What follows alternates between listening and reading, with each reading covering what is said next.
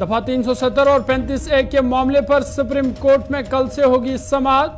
5 जजों पर मुश्तमिल बेंच करेगा समाअत। एडवोकेट कपिल सिब्बल समेत कई बड़े वकील सुप्रीम कोर्ट में रहेंगे मौजूद। अलजमान हुस्ना ने चरार शरीफ जियारत पर दी हाजिरी। अवामी नुमाइंदों से की बातचीत। कहा 1,27,00,000 सयाहों ने जम्मू कश्मीर का किया दौरा। गुपकार इत्तेहाद में शामिल PDP और NC आमने सामने। लीडरान के बयानात पर डॉक्टर मुस्तफा कमाल की वजाहत। PhD अपने मकसद के लिए पुरअज़्म। लापता फौजी जवान को जल्द तलाश कर लिया जाएगा। मिलिटेंसी कम हुई है लेकिन खत्म नहीं हुई। DGP दिलबाग सिंह का बयान।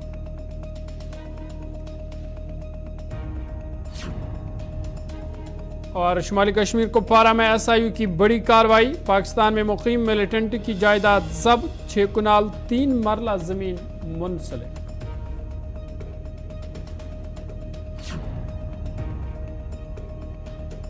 सुर्खियों के बाद खबरें तफसीलात के साथ। जम्मू कश्मीर को खुसूसी दर्जा देने वाले आर्टिकल 370 और 35A को मनसूख करने के फैसले को चैलेंज करने वाली अर्जियों पर समाअत कल से शुरू होगी।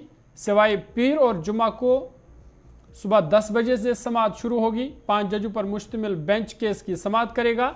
एडवोकेट कपिल सिब्बल समेत कई बड़े वकील सुप्रीम कोर्ट में मौजूद रहेंगे। आपको बता दें कि यह समाअत रोजाना बुनियादों पर की जाएगी।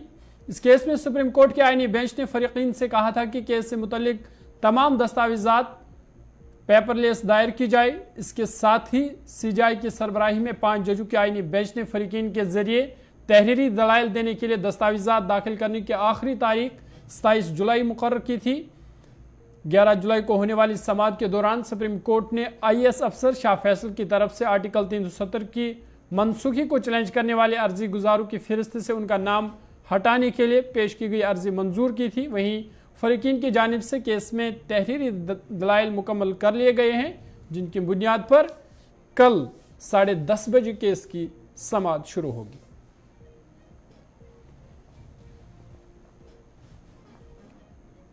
2 अगस्त को हियरिंग हो रही है उन पिटिशन्स की जो हम में से कई लोगों ने, CPM भी उसमें शामिल हैं, उन्होंने चैलेंज किया है उस ऑर्डर को जो यकतरफा तौर पर 5 अगस्त 2019 को गवर्नमेंट ऑफ इंडिया ने किया, जिससे हमारी तारीखी हैसियत रखने वाली रियासत को 2 हिस्सों में तकसीम किया गया, डाउन साइज किया गया, और जो आईनी पोजीशन थी उसको भी ख़त्म कर दिया गया।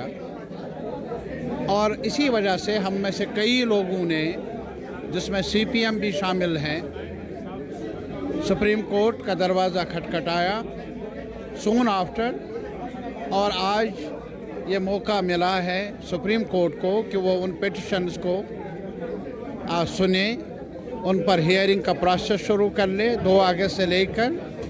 और आइन पर आपको कितना भरोसा है?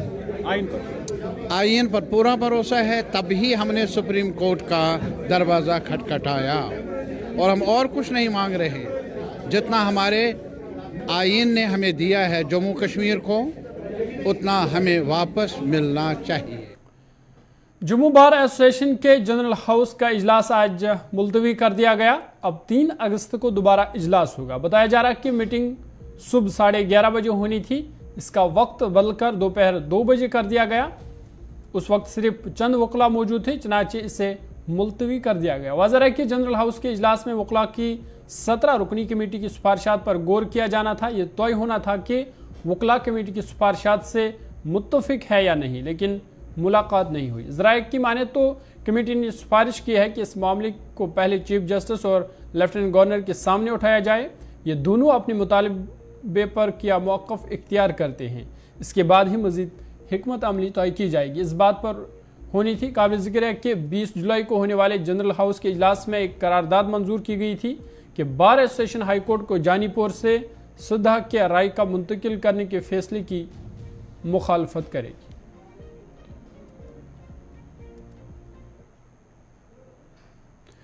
जम्मू कश्मीर के लेफ्टिनेंट गवर्नर मनोज सिन्हा ने आज बडगाम सरार शरीफ का दौरा किया, जहां उन्होंने सरार शरीफ ज़ियारत पर हाजिरी दी। सरार शरीफ के अपने दौरे के दौरान लेफ्टिनेंट गवर्नर ने मजहबी रहनुमाओं, अवामी नुमाइंदों, मुकामी बाशिंदों से बातचीत भी की और सरार शरीफ में सयाहत की सलाहियत को बुरोकार लाने और फ़रोग देने के इकदाम पर तबादला ख्याल उन्होंने किया।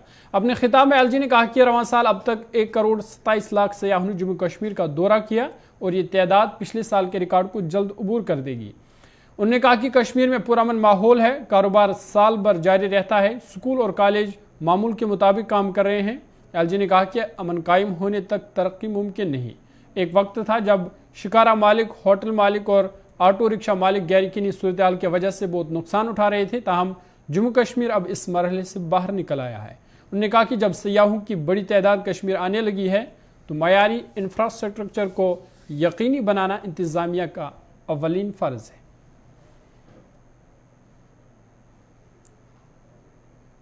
मुझे लगता है कि अब हम भी दशकों इंतजार के बाद काल से बाहर आ गए हैं।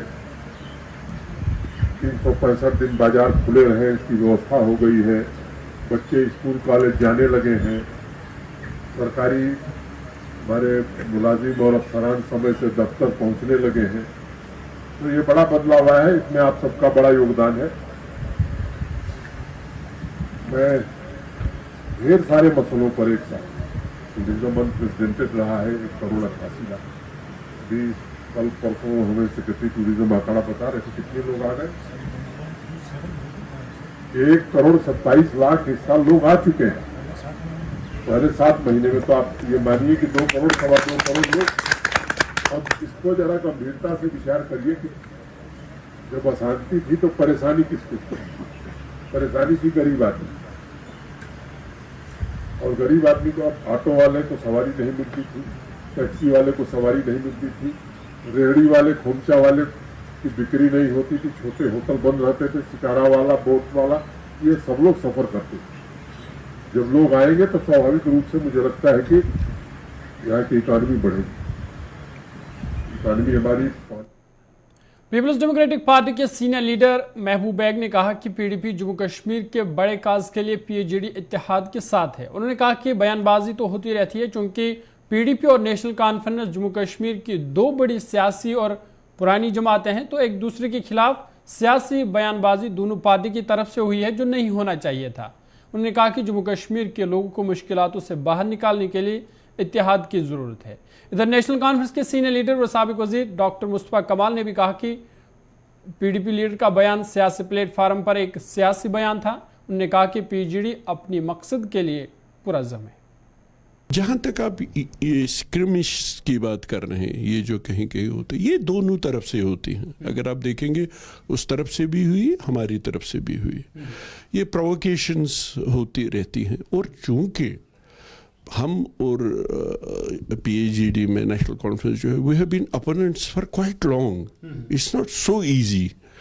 प्रोवोकेशंस होती रहती है डिफरेंट लेवल्स पे। वहाँ से भी हुई अनफॉर्चुनेट, यहाँ से भी हुई अनफॉर्चुनेट, नहीं होना चाहिए था। बट बिगर कॉज के लिए, लार्जर कॉज के लिए और लोगों के इस बात की कदर करते हुए कि इत्तेहाद होना चाहिए। हमारी लीडरशिप क्लियर है कि इत्तेहाद होना चाहिए और हर कीमत पे होना चाहिए। ये तो ये सियासी बात है, सियासी प्लेटफॉर्म पे की है उसने। जहाँ तक पीएचडी का सवाल है, वो कमिटेड है। उसमें बाज़ाब्ता तौर पर डॉक्यूमेंट पढ़ना चाहिए। आप लोगों ने जो इस ज़राए अबलाग से ताल्लुक़ रखते हैं, जो जर्नलिस्ट हैं, एक से भी, दूसरे से भी, तीसरे से भी बात करते हैं, देखिए, पढ़िए, सारी चीज़ें लिखी हुई हैं। ये कहना कि ये चोर है, सबूत कहीं नहीं। ये कहना है कि ये इसने फलानी चीज़ गलत की है, सबूत कहीं। खबरनामा जारी है। वक्त है छोटे से ब्रेक का। ब्रेक के बाद जल्द हाजिर होंगे।